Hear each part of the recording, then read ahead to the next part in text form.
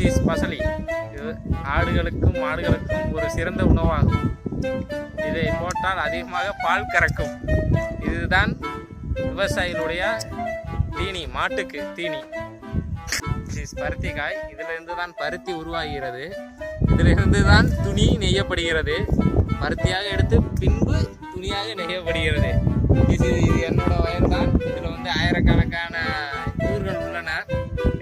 இதை பல கோடி ரூபாய்க்கு ஏலம் கேட்டுள்ளனர்.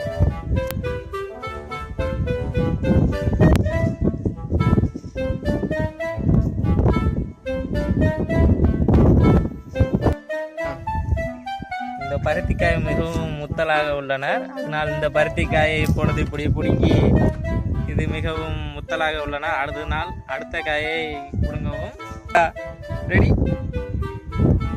இது மிகவும் இலசாக உள்ளனர். இதை நம்ம வந்து சாப்பிடலாம். இது சாப்பிடுவதற்கு உகந்தது.